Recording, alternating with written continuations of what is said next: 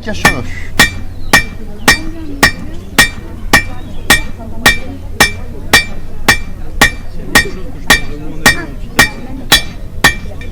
Je ne fais pas que de la démo, c'est mon véritable métier de tous les jours.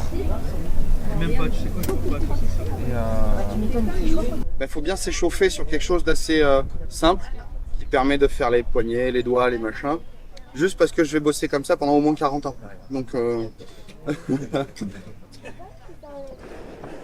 pour ne pas se blesser, on s'échauffe avec des petits choses.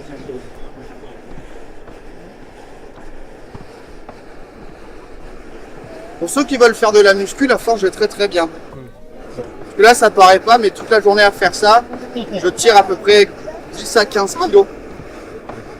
Je mets 10 à 15 kg de pression en permanence pour que le soufflet monte.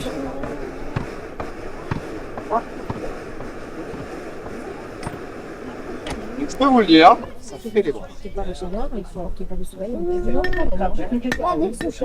Après, si vous avez des questions, comme je disais, n'hésitez pas, je suis là pour ça aussi.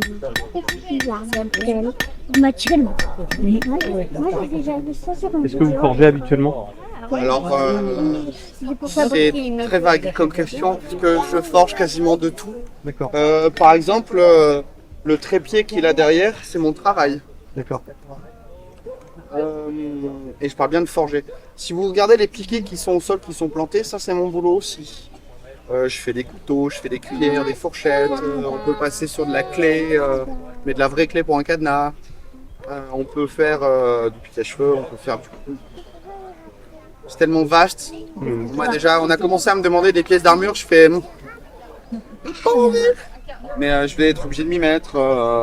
Le panel est large. C'est le principe du forgeron, du vrai forgeron, c'est que on doit savoir tout faire. Quand on parle de ferronnerie ou de ferronnier, un ferronnier c'est une spécialisation du forgeron. Le forgeron médiéval typique doit vraiment savoir tout fabriquer, tout réparer. Et si on répare pas, on ne peut pas réparer, on reproduit. Donc il faut bien imaginer que la forge, à l'époque médiévale, c'est le métier essentiel. Ça ne peut pas paraître comme ça au début en disant ça, mais en fait sans forgeron, il n'y a pas de hache, il n'y a pas de bûcheron, il n'y a pas de fabricant de maison non plus, il n'y a pas de tailleur de pierre, il n'y a pas de clous, il n'y a pas d'outils, il n'y a rien en fait. Donc s'il n'y a pas de forgeron, il n'y a pas de village. Ou alors c'est un village qui est proche d'un autre, mais très très proche. Et eux ont un forgeron. Donc en fait c'est un métier qui va être protégé. À l'époque médiévale, le forgeron est interdit d'aller au combat. Clairement. Parce que c'est le seul homme à avoir le secret de l'acier et du fer. Donc, généralement, c'était des hommes qui étaient très bien entretenus. Hein. De toute façon, on coûtait cher. C'est toujours le cas, il faut savoir que la forge coûte toujours aussi cher.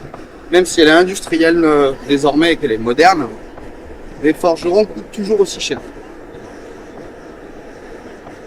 Lui, on n'a rien. On n'a pas d'outils en métal. Et c'est un homme qui est aussi craint, controversé, respecté. Il est un peu au milieu de tous, monsieur. Parce qu'il faut bien imaginer qu'à l'époque médiévale, le forgeron est considéré entre trois mondes. Le paradis, l'enfer et les hommes. Alors, la question c'est pourquoi? Première chose. On va être logique. Le feu, les flammes, l'enfer. Mais ça représente aussi, très contradictoire, le feu, la lumière. Donc déjà, il est déjà entre deux mondes. Et pourquoi les hommes? Parce qu'il travaille avec les hommes pour les hommes. Donc c'est un homme qui... On a besoin de lui. Parce qu'on ne comprend pas pourquoi il récupère un caillou et nous en fait un outil en métal. Il est bizarre ce monsieur, il fait comment? C'est de la magie? C'est quoi? C'est de l'alchimie? C'est de la sorcellerie? C'est de la diablerie peut-être? Donc le forgeron est controversé à cause de tout ça.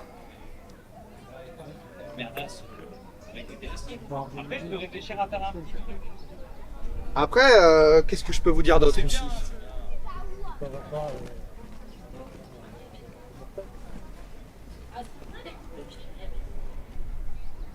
C'est un métier, comme diraient certains anciens, qui se vole avec les yeux.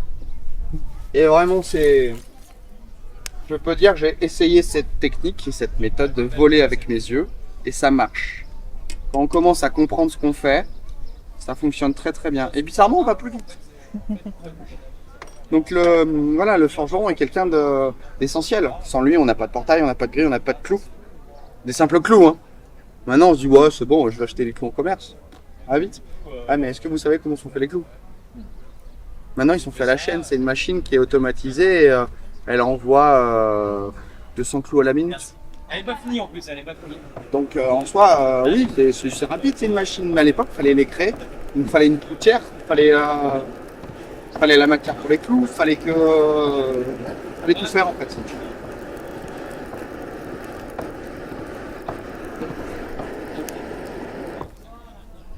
Pour donner un ordre d'idée, les forgerons, généralement, ils avaient aussi un apprenti. Et l'apprenti faisait toutes les tâches les plus ingrates possibles. Quand il fallait recharger le charbon, il fallait. Ils avaient aussi ce qu'on appelle des bas fourneaux. Parce qu'il fallait fondre notre métal. Et les bas fourneaux, généralement, c'était des tours pas très énormes. Hein. Ça faisait ça de diamètre à l'intérieur, c'était pas plus haut que ça. Et fallait imaginer qu'on avait quand même, entre guillemets, notre apprenti, donc un peu notre larbin au début, soyons honnêtes, hein, qui est préposé au soufflet non-stop, recharger le charbon en même temps.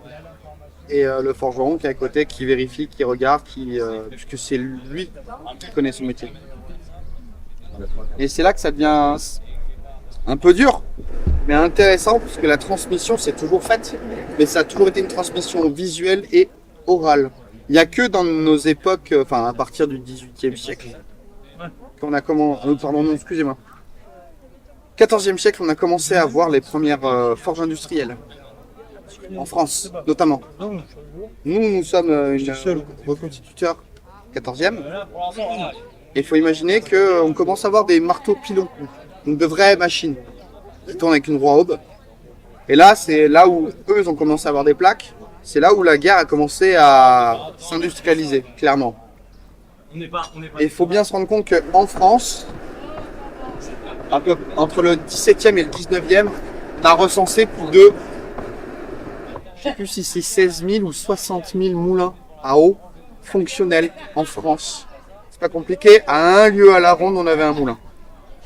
Un lieu, c'est entre 3 et 5 km. Et en fait, les trois quarts des forges industrielles que nous avons encore en France fonctionnelles à côté de rivières sont des forges qui n'ont pas bougé depuis à peu près cette époque. On est en France quand même. C'est beau, hein? Ah, oui. Donc les gens ne se rendent pas compte du fleuron français qu'on a pu avoir, ou qu'on a toujours. Sachant qu'il en reste quelques-unes qui fonctionnent à l'ancienne. Les trois quarts n'ont pas bougé. Mais c'est très intéressant. Les gens ne se rendent pas compte. Moi je suis passionné de mon métier, mais par exemple les forges de Pimpon, qui sont des forges bretonnes, eux le fer c'était pas compliqué. Ils se penchaient, ils avaient du minerai de fer. Donc c'était pas si compliqué d'en fabriquer. Ça a été littéralement une usine puisque au 17... Non, pardon. Ouais, c'est ça. 17e siècle. Ils ont été 1789, donc 1780 à peu près. Non, c'est 18e du coup, excusez-moi. Ils ont été jusqu'à 160 dans cette entreprise-là. Ça commence à faire du monde sur un petit endroit perdu en Bretagne. Mais c'est à côté de la forêt de Brocéliande, si ça vous parle. J'ai visité ces forges-là. Alors, pour ce qu'il en reste, évidemment, c'est assez impressionnant de se dire que les mecs ont réussi à concevoir quelque chose comme ça. Parce qu'ils ont fabriqué un barrage. Régler un barrage avec des tuyaux en métal où il y avait du réglage de débit. Ils avaient 2 tours de fonderie entières qui étaient... les soufflets étaient automatiques avec des roues à aube à chacun.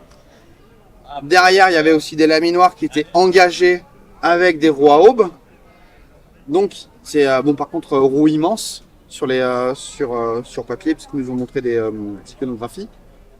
C'est impressionnant de se dire que des hommes, avec un peu de temps, un peu de volonté, ont réussi à faire ça.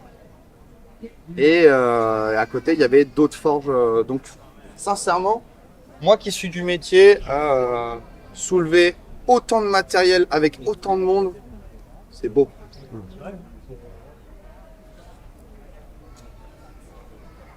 Faut imaginer des tours de pierre qui, au sol, font à peu près 4 par 4, 4 mètres par 4 mètres, et elles font 8 mètres de haut. Et ça leur servait de tour de fonderie. Donc ils venaient couler leurs barres de métal grâce à ça. C'était il n'y a pas si longtemps que ça, c'était au 18e siècle en Bretagne. C'était une des forges les plus importantes de l'époque. Puisque si je dis pas de bêtises, elle fournissait tout le bassin breton. Elle fournissait une partie de la Mayenne. Elle fournissait une partie quasiment jusqu'à La Rochelle en fait. Donc c'était quand même une forge assez importante. Et c'est pour ça que maintenant en fait on a industrialisé les choses, c'est pour aller plus vite. Sans vous en rendre compte, vous avez des pièces forgées sur vous et vous utilisez des pièces forgées tous les jours. Dans votre cuisine, simplement dans votre cuisine, tous les couteaux, même s'ils sont nuls. Les fourchettes, les cuillères, les lames dans nos mixeurs, c'est de la forge. Il y en a partout. Toutes les vis. 98% des vis sont forgées. Dans votre voiture, bielle, vilebrequin, soupape. Certains modèles de bras de suspension, les ressorts, c'est de la forge. Il y en a partout. Dans vos lunettes, les petites vis qu'on perd là, sur votre pied, techniquement, il y a énormément de pièces qui sont forgées, sans que vous vous en rendiez compte.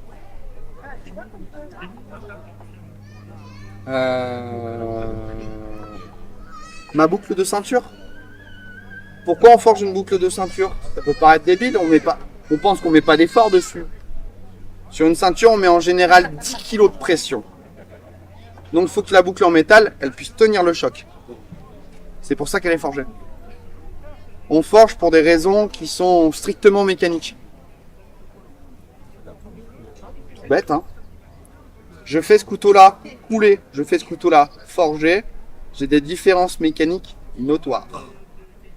Quand je le forge, j'ai multiplié par 1,5 à 2 fois la résistance mécanique de mon couteau. Je le coule, il n'y a pas cette multiplication là. Je dis n'importe quoi, ce couteau là je peux l'utiliser à 5 kg d'effort, sans problème. En coulé. Si en forgé, j'ai le même couteau, je multiplie par 1,5 à 2 fois. C'est quand même énorme. Je ne sais pas si vous vous rendez compte de la forge actuellement. Allez, grosse pièce très moderne, très moderne. Toutes les fusées qu'on lance hors de la Terre, donc dans l'espace, tous les anneaux sont forgés.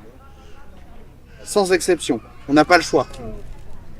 Parce que la différence de pression entre l'extérieur et l'intérieur est tellement énorme qu'il faut que la fusée tienne. Donc il y a des forgerons qui ont développé tout ça. C'est aussi pour montrer qu'on peut faire des choses très intéressantes et très grosses avec pas beaucoup.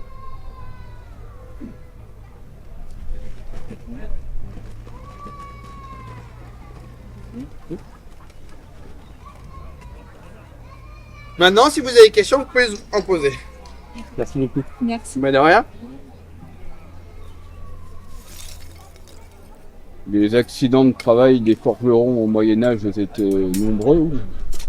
Ah, c'est comme les accidents de maintenant, c'est pas drôle. En forge, on n'a pas le droit de se rater. C'est généralement beaucoup de brûlures. Pour le plus simple, c'est des brûlures. Oui. Et ouais, ça va encore. Mais le pire, c'est les coups de marque. Se taper sur les doigts? Oui. Ça commence à être compliqué de se taper sur les doigts avec une pince. Non, après, un truc qu'on fait pas forcément attention et qu'on voit pas, en blessure bête, mais c'est une blessure interne, c'est quand notre pièce elle est pas droite. On est de travers, on fait pas gaffe, on tape. Et là, en fait, d'un coup, c'est notre bras qui tient la pince, qui prend tout. Et des fois, il y a des mecs, en fait, ils lâchent la pince parce que l'impact est tellement fort que ça nous arrive souvent. Ouais. C'est mécanique, c'est indirect.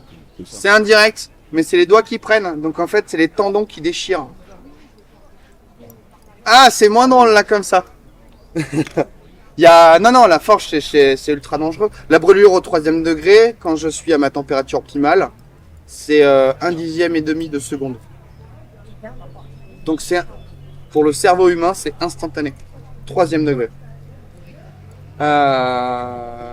Après, c'est le stade maximum de la douleur qu'on peut atteindre. Non, c'est le stade maximum où en fait, après la peau, elle, c'est pas brûler, c'est fondre.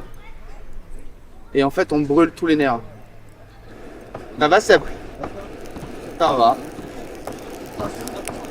Ouais, c'est l'avant-dernière. La dernière, elle est à Gasse. Elle est à la maison pour l'atelier. Donc en fait, non, le métier de forgeron est un métier très dangereux.